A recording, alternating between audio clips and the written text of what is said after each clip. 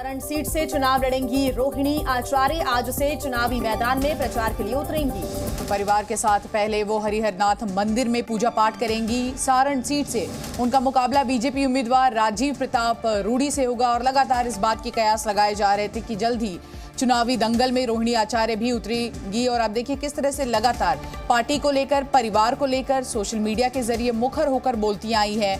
और कहीं न कहीं इन्हीं को लेकर बिहार के डिप्टी सीएम ने भी तंज कसा था लालू परिवार पर और कहा था कि किस तरह से आप देखिए कि परिवार की बेटी को भी टिकट देने के लिए लालू प्रसाद यादव ने उनसे किडनी मांगी। हालांकि आपको बता देते हैं कि आखिर सारण का रण क्या है।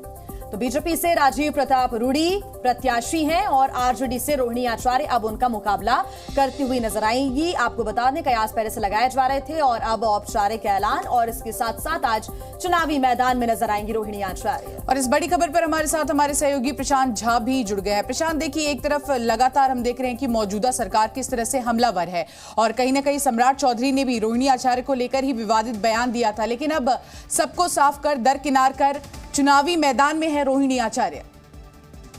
बिल्कुल सही कह रहे हैं। देखिए, रोहिणी आचार्य के चुनाव में उतरने की घोषणा लगभग लालू यादव ने पहले ही इंडिकेट कर दिया था जब जन विश्वास रैली पटना के गांधी मैदान में हुआ था और उसी समय से लोगों ने अपनी तैयारी शुरू भी कर दी थी और रोहिणी आचार्य ने भी शुरू कर दी थी।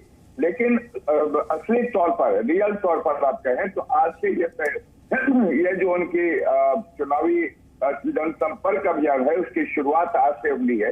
एक बात आपको जानकारी दे दूं कि चूंकि सारण इलाके में चुनाव होने हैं 5वें चरण में, यानी इसका नोटिफिकेशन 26 अप्रैल को निकलेगा और नॉमिनेशन की तारीख जो है 3 मई तक रहेगी। ऐसे में रोहिणी आचार्य अब 1 तारीख से यानी 1 अप्रैल से अगर ये जनसंपर्क अभियान कर रही हैं तो अपने पिता के उस लोकसभा क्षेत्र से कर रही हैं जहां से लालू यादव कई बार चुनाव लड़ चुके हैं और सांसद भी बने।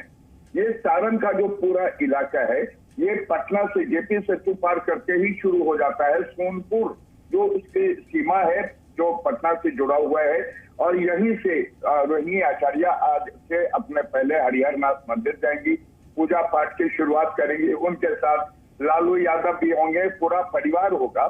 और आज से यह माना जा सकता है कि रोहिणी आचार्य ने जनसंपर्क अभियान की शुरुआत कर दी है और राजीव प्रताप रूडी जो बीजेपी के प्रेजेंट सांसद है वहां से, उनके लिए चुनौती खड़ी कर दी है।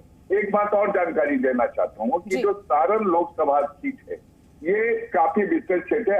आधी सीट इसमें से महाराजगंज में चला गया है और इस बार रोहिणी को खड़ा करने के पीछे लालू यादव का मकसद भी सीधा है कि किसी तरह बीजेपी को यहाँ पर हराया जाए, राजीव प्रताप रूडी को पराजित किया जाए और रोहिणी आचार्य को यहाँ से चुनाव में लड़ा करके लोकसभा ले जाया जाए।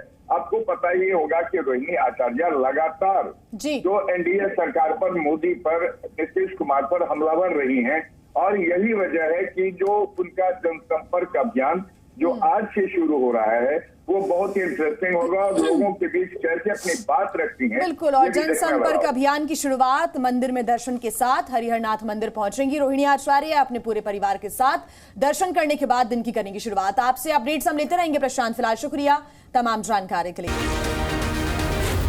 जी न्यूज़।